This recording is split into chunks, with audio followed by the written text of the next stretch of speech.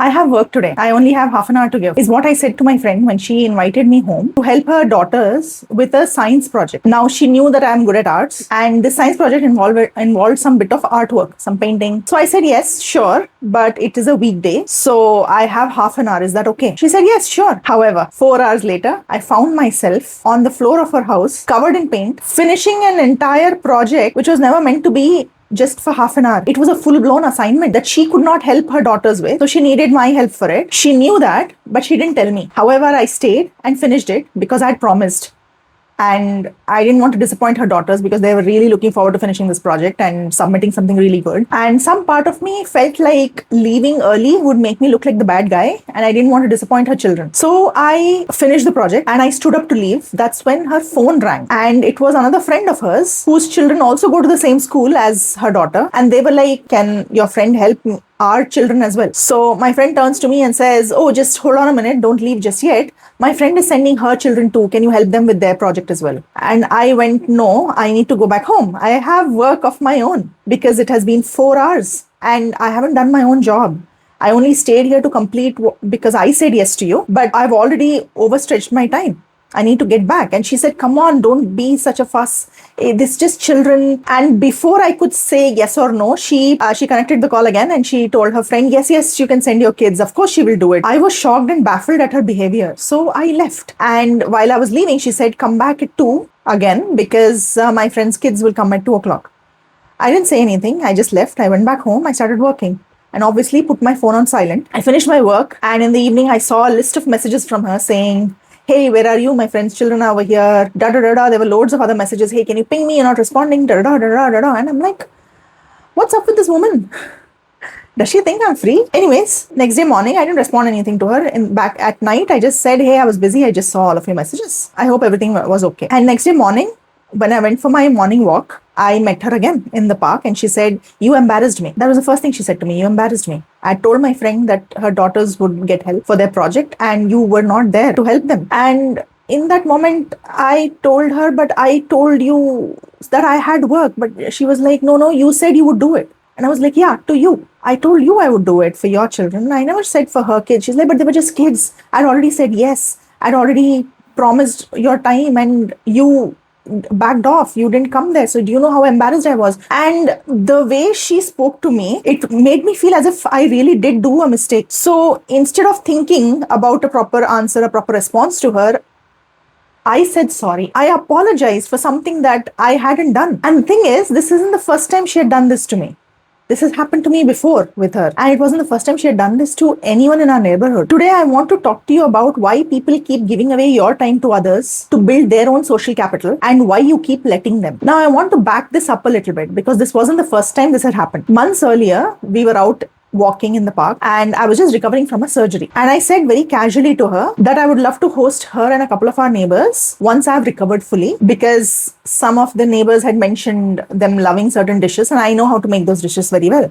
So I said I will make those dishes once I'm fine and I'll invite all of you home. I went back home thinking that I just had a casual conversation with a neighbor. The next day, she had created an entire WhatsApp group and invited the entire neighborhood to my house on that Sunday.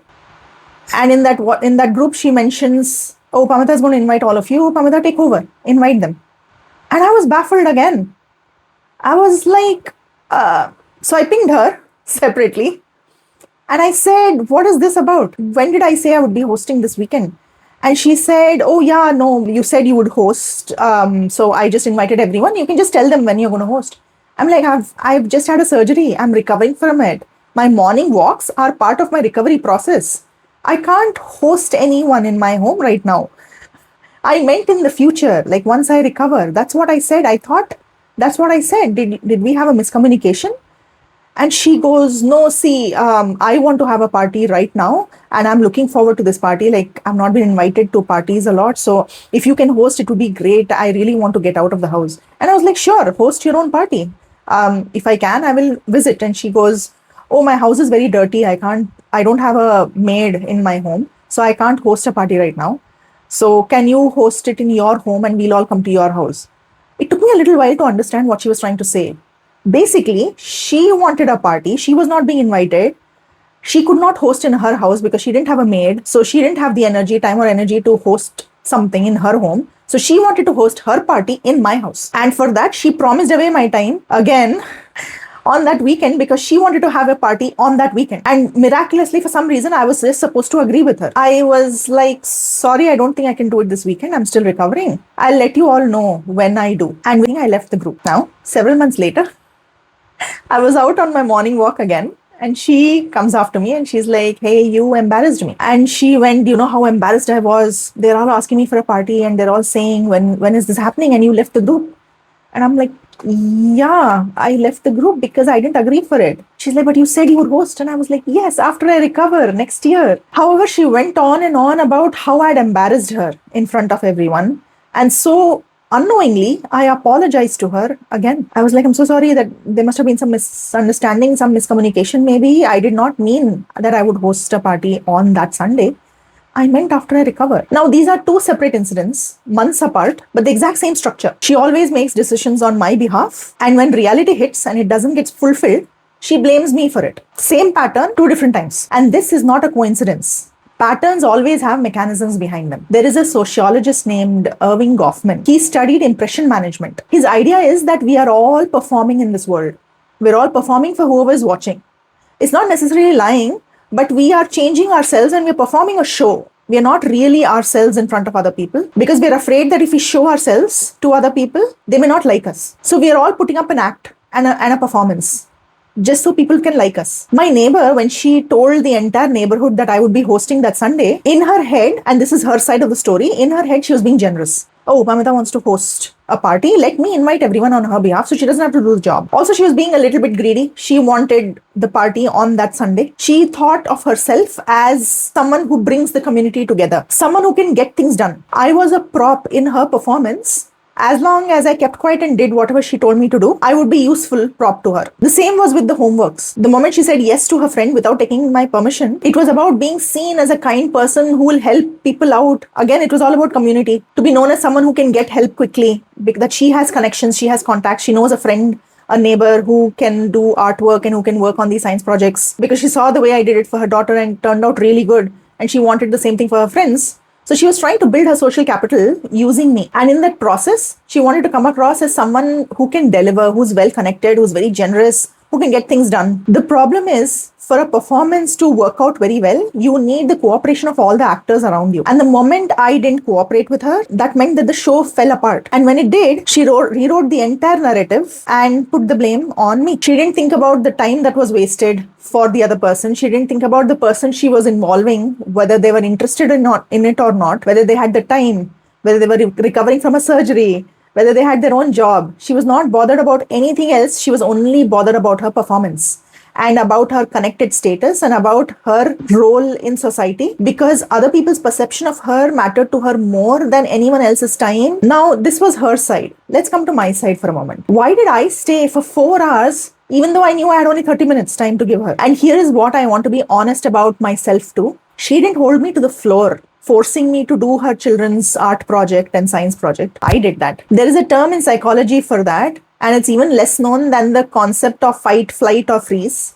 It's called the Fawn response. It's a fourth survival strategy. Instead of confronting a threat or running from it, you try to appease it. You overly comply. You give more than you can. Because in that moment, stopping feels riskier than continuing. And that's exactly what happened. I promised 30 minutes, but the scope kept expanding and right in front of my eyes till 4 hours, and I didn't stop it. Because I thought, let me just do this. Because if I don't, she'll spoil my name to the neighborhood. Because she'd already done that in the past when I didn't host the party. So in some sense, my name got spoiled. So I thought, okay, you know what? Fine. I'll just finish this and I'll never say yes to her ever again. And somewhere in my mind, finishing this piece of task felt safer than saying no and walking away. Now, fawning isn't politeness. It isn't stupidity. It's not foolishness. Fawning is your central nervous system deciding that keeping peace is far more important than being correct. Now, what happened after these two incidents? I stopped responding to her messages. When she would ask for a favor, I would delay responding so that I didn't have to do the favor anyways. I stopped going past her house in my morning walks so she wouldn't catch me accidentally.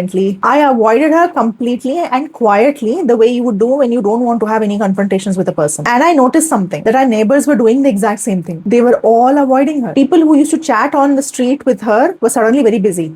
People who used to ping her on WhatsApp groups suddenly became very quiet. And no one confronted her either.